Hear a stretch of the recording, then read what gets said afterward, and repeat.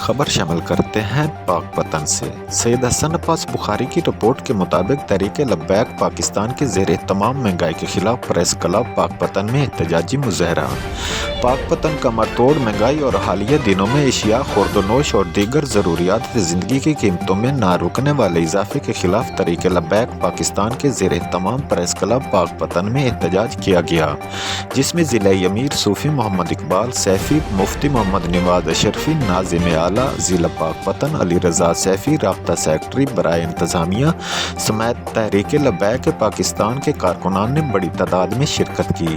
احتجاج میں شامل شرکاء نے مہنگائی کے خلاف نعرے بازی کی اور حکومت سے مطالبہ کیا کہ پٹرول سمیت دیگر اشیاء خورد و نوش کی قیمتوں کو فوری واپس لیا جائے، ورنہ تحریک لبیک پاکستان نے اپنے احتجاج کا دائرہ وسیع کرنے کا عندیہ دے دیا۔ ضلع کی طرف سے جناب حکمرانوں کو یہ ہم بتا دینا چاہتے ہیں کہ ظالموں کتنا ٹیکس تم نے اس غریب عوام پر لگانا ہے، اور کبھی تم آٹا مہنگا کر دیتے ہو، کبھی گندم مہنگی کر دیتے ہو، کبھی پٹرول مہنگا کر دیتے ہو۔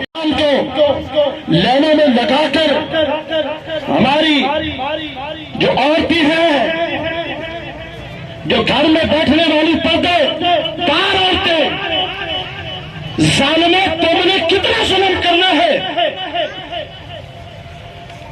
اس ظلم سے باز آ جاؤ۔